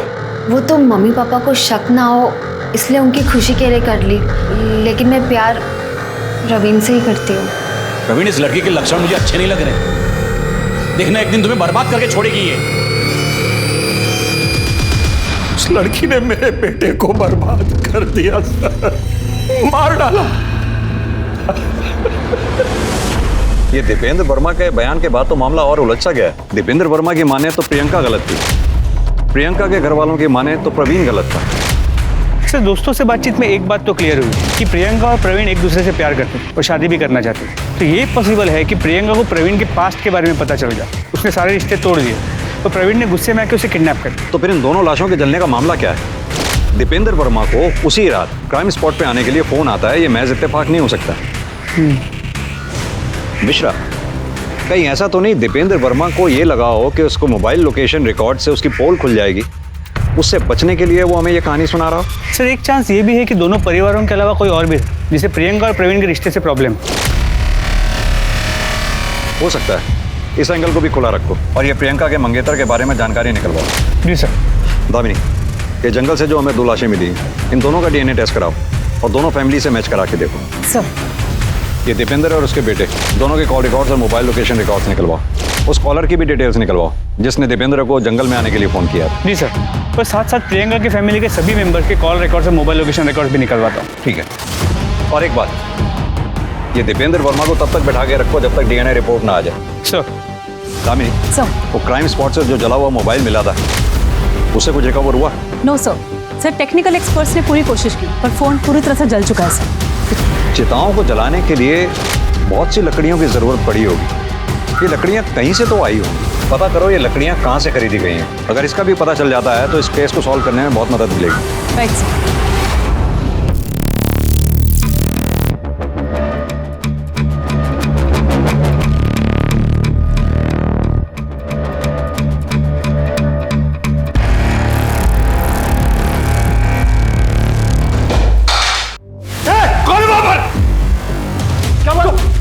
बाहर देखो, पकड़ो उसे।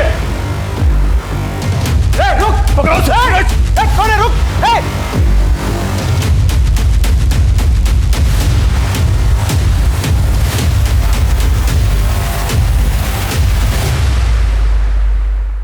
एक चिता पर एक लड़की और एक लड़के के जले हुए स्केलेटन्स का मिलना और एक प्रेमी जोड़े का गायब हो जाना, क्या ये सिर्फ एक कोइंसिडेंस था या ये दोनों बातें आपस में कनेक्टेड थी? प्रियंका और प्रवीण दोनों के ही परिवार वाले एक दूसरे पर इल्जाम लगा रहे थे लेकिन दोनों के ही बयान सस्पिशियस नजर आ रहे थे। एक तरफ पुलिस के सामने इन स्केलेटन्स को पहचानने की चुनौती थी और वहीं दूसरी तरफ प्रवीण और प्रियंका के रिश्ते की सच्चाई का पता लगाना था। इसके लिए पुलिस ने प्रवीण और प्रियंका के कॉलेज के प्रिंसिपल और उनके दोस्तों से पूछताछ की। इस कहानी में एक किरदार और था जिसकी पहचान अभी तक पुलिस के सामने नहीं आई थी, और वो था एक बाइक सवार जो इस केस की कार्यवाही पर नजर रख रहा था। लेकिन कौन था वो और उसका इस केस से क्या कनेक्शन था? मिश्रा, इस रिपोर्ट के मुताबिक तो फीमेल बॉडी का जो डीएनए टेस्ट हमने करवाया था उसका डीएनए प्रियंका की फैमिली से मैच करता है। इसका मतलब वो फीमेल बॉडी प्रियंका की है। जी सर, लेकिन मेल बॉडी का डीएनए दीपेंद्र से मैच नहीं करता। मतलब वो बॉडी प्रवीण वर्मा की नहीं। तो फिर किसकी है वो बॉडी? सर मुझे लगता है कि ये सब कुछ प्रवीण वर्मा की सोची समझी साजिश।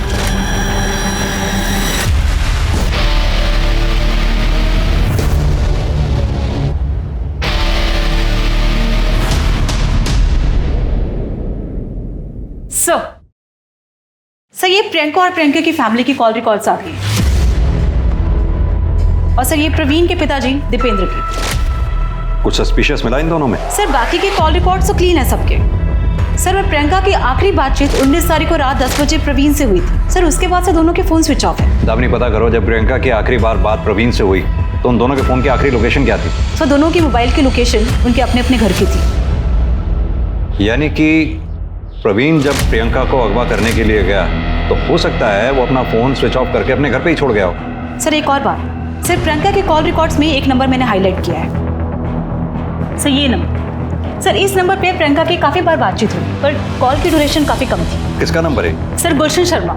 सर मोबाइल कंपनी से मैंने इसके बारे में पता किया है। इसका फोन अभी तो स्विच ऑफ आ रहा है और जो रजिस्टर्ड एड्रेस है वो भी फेक है। सर मोबाइल कंपनी से मैंने इसकी फोटो मंगवा ली। सही है दामिनी, सर पता करो ये गुलशन शर्मा कौन है और इसका प्रियंका से क्या लेना देना है। और हाँ, वो प्रियंका की बॉडी के अवशेष प्रियंका के घर वालों को हैंड ओवर कर दो। सर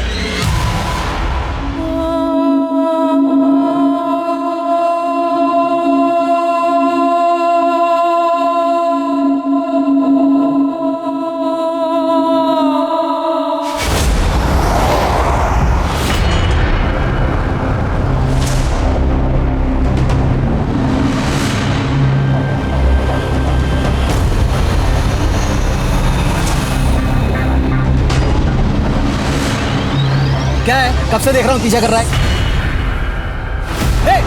क्या कर रहा तू?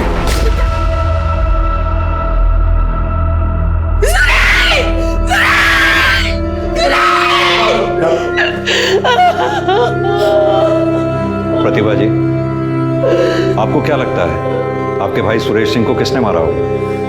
कैसे बता सकते हैं? सुरेंद्र जी, क्या ये काम प्रवीण वर्मा का हो सकता है? हो सकता है सर, कुछ भी हो सकता है। वो लफंगा कुछ भी कर सकता है सर। इससे पहले कि वो हम दोनों को भी मार दो, आप उसे पकड़ लो सर, उसे पकड़ लो प्लीज।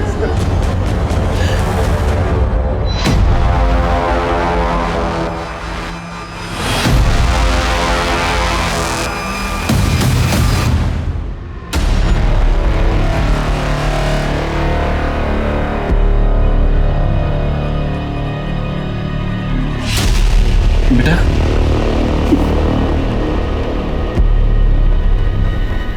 कहाँ चला गया था तू? इन लोगों को बता दे, तूने किसी को किडनैप नहीं किया है, तूने किसी का खून नहीं किया, बता दे इन लोगों को। सर पापा सच कह रहे हैं, मैंने किसी का खून नहीं किया, किसी का किडनैप नहीं किया है सर। अगर तूने कुछ नहीं किया तो फिर तू फरार क्यों था? सर मैं फरार नहीं था, मैंने तो प्रियंका से जो वादा किया था बस वही निभा रहा था।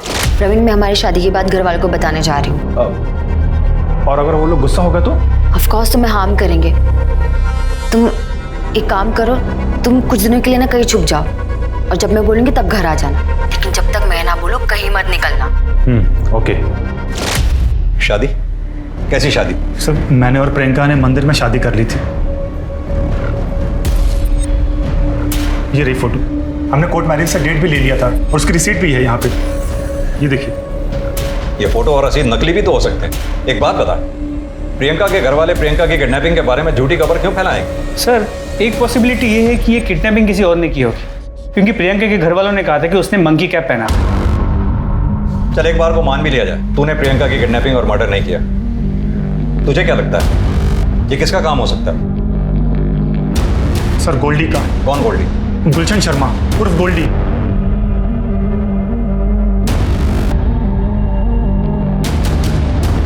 ये क्या वो? हाँ मैडम, ये वही गोल्डी है। सर ये तो प्रियंका के पीछे पागलों की तरह पड़ा हुआ था।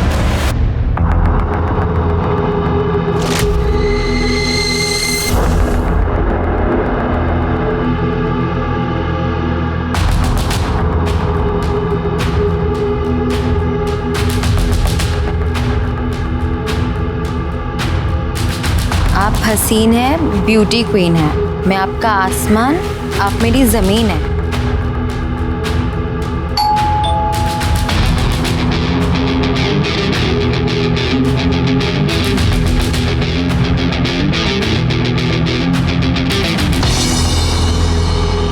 टू माई लव प्रियंका, सिर्फ और सिर्फ आपका गोल्डी।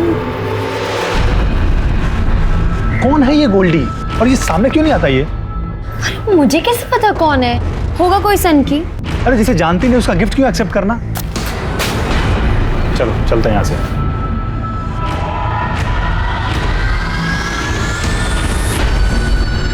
और उस दिन के बाद ये एक बार मेरे सामने भी आया था। ए चल चाबी दे, अरे गन हटा। प्रियंका को छोड़ दे, उसकी शादी मुझसे होगी, वो मेरी है, समझा? अच्छा तो तू है वो सन की गोल्डी गुलाब वाला? हाँ देख बेटा, तू कांटा बनते ही रहेगा। मेरी और प्रियंका की शादी हो चुकी है मंदिर में। एक बार अगर मैं फिर से पुराना प्रवीण बना ना तो फिर तेरी तो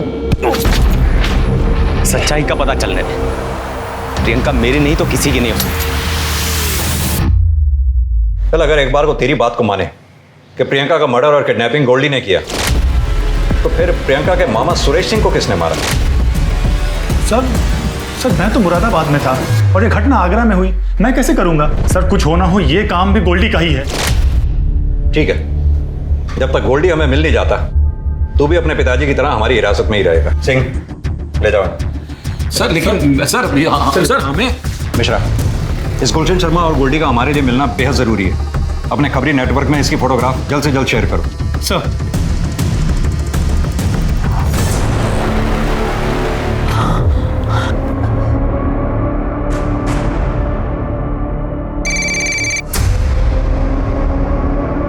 हाँ भाई बोल।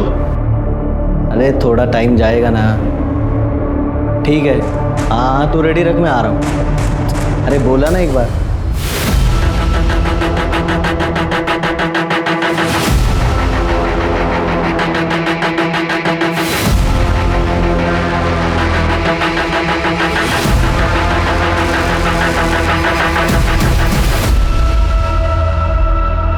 आराम से।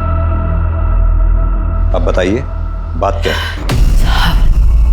साहब मेरा बेटा राजकुमार, उसको मर के इतने दिन हो गए, पर मुर्दाघर वाले उसकी लाश नहीं दे रहे। क्यों? मुझे उसके एक्सीडेंट में मरने की खबर एक दिन बाद मिली।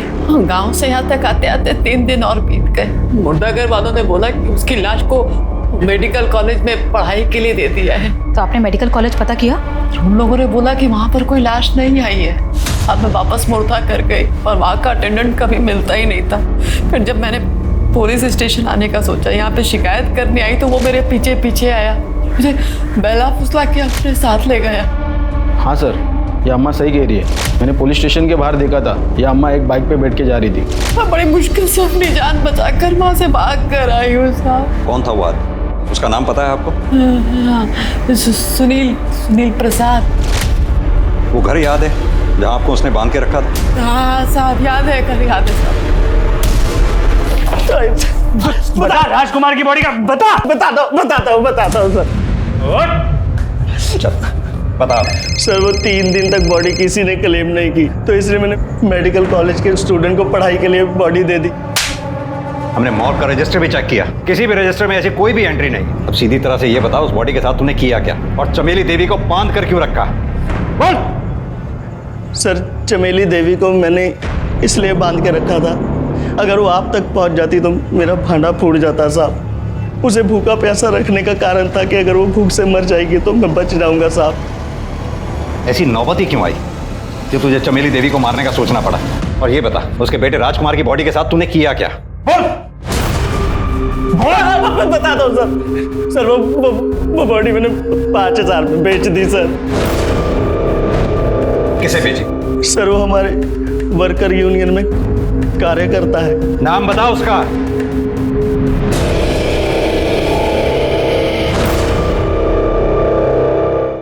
ये है वो सुरेश सिंह?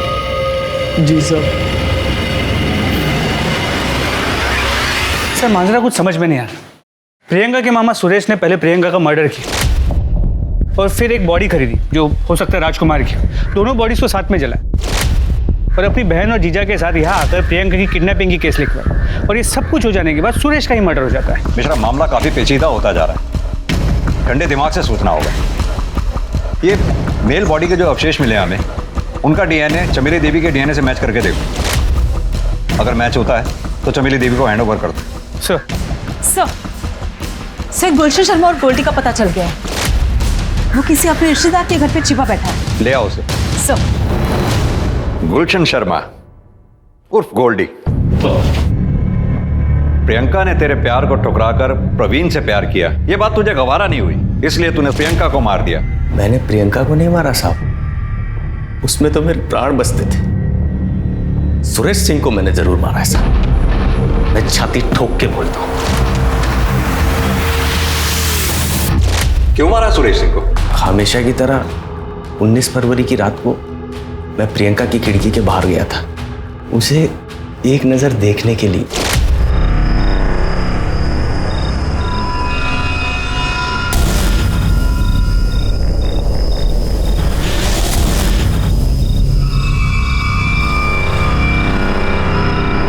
उस वक्त तो मैं वहां से चला गया, लेकिन प्रियंका गाड़ी में ऐसे बैठी जैसे कि बेहोश हो। बाद में मुझे पता चला कि वो मर गई साहब। तब मुझे पूरा यकीन हो गया कि सुरेश ने ही उसको मार डाला साहब। तुझे ये लगा कि सुरेश सिंह ने प्रियंका को मार डाला, इसलिए तूने सुरेश को मार डाला? क्या प्रूफ है तेरे पास? तूने अपनी आंखों से देखा था सुरेश को प्रियंका को मारते हुए? हाँ देखा था ना साहब, मन की आंखों से देखा। सुरेश ने मारा था मेरी प्रियंका को। उसके साथ क्या किया मैंने? मेरी जिंदगी तो प्रियंका की है। अब आपको मुझे जो सजा देनी है दे दो। तुझे क्या सजा देनी है ये कोर्ट डिसाइड करेगी। पुलिस ने गुलशन वर्मा उर्फ गोल्डी पर सुरेश सिंह के मर्डर का एक अलग से केस तैयार किया और चार्जशीट फाइल कर दी। और प्रियंका सिंह मर्डर केस में भी उसे पुलिस ने रिमांड पर ले लिया। प्रियंका सिंह मर्डर के मामले में पुलिस ने गोल्डी को तोड़ने के लिए हर तरह के हथकंडे अपनाए, लेकिन कोई भी नई इंफॉर्मेशन या सबूत सामने नहीं आया। प्रवीण के पास मर्डर का स्ट्रॉन्ग मोटिव था। उसका अचानक गायब हो जाना, उसके पिता दीपेंद्र का आधी रात को अननोन कॉल पर क्राइम सीन पर जाना, ये सब पुलिस को अटपटा तो लग रहा था, लेकिन पुलिस के पास इन दोनों के खिलाफ कोई पुख्ता सबूत नहीं था। उधर वो मेल डेड बॉडी का डीएनए चमेली देवी से मैच कर गया, जिससे प्रूव हुआ कि उस रात प्रियंका के साथ चमेली देवी के बेटे की लाश को जलाया गया था। फिर पुलिस को खबरी के जरिए उस आदमी का पता चला जिसने वारदात की रात प्रियंका सिंह और चमेली देवी के बेटे राजकुमार की लाश को जलाने के लिए लकड़ियां दी थी। सर ये जगदीश शमशान भूमि का चौकीदार, इसी ने लकड़ियां बेची। नहीं साहब, मैंने किसी बाहर वाले को लकड़ी नहीं बेची। झूठ बोल रहा है। देख, मुझे पूरी सच्चाई पता है। तू जुए में बहुत पैसे हारा था, तुझे पैसों की जरूरत थी, और 19 तारीख की रात अचानक से तूने अपना पूरा उधार चुकता कर दिया। कहाँ से आया पैसे? लकड़ियां बेची ना तूने? लकड़ियां बेची ना? सब वो लकड़ियां मैंने। आप जैसे लोगों का मुझे समझ में नहीं आता, पुलिस को ऐसे नाच क्यों नचाते हो? अब नजरें झुकाने से क्या फायदा? सीधी तरह से ये बताओ कि अपनी बेटी प्रियंका को क्यों और कैसे मारा? प्रवीण, मैं हमारी शादी के बारे में सबको बताने जा रही हूँ, लेकिन जब तक मैं ना कहूँ कहीं मत निकलना, ठीक है?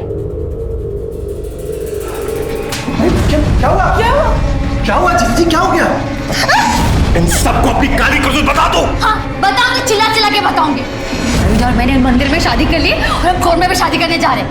आपको जो करना है आप हमारे कुछ नहीं बिगाड़ सकते। तुम हमारा मान सम्मान सब कुछ बिगाड़ दो, हम तुम्हारा कुछ नहीं बिगाड़ सकते।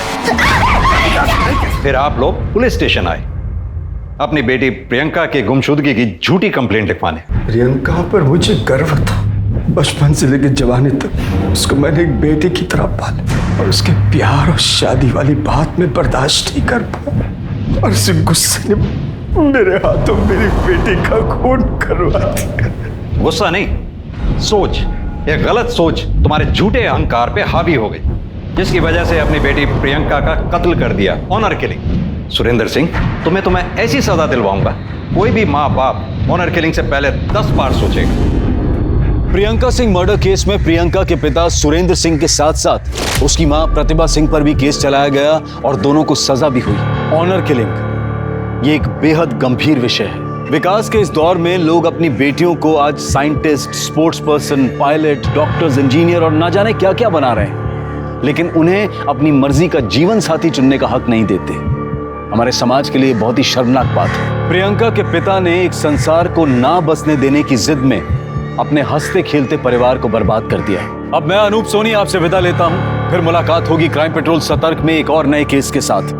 तब तक अपना और अपने परिवार का ख्याल रखें, सतर्क रहें, सुरक्षित रहें और देखते रहें क्राइम पेट्रोल सतर्क। जय। इस तरह के और भी एपिसोड देखने के लिए हमारे चैनल को सब्सक्राइब करें और बेल आइकन दबाना ना भूलें।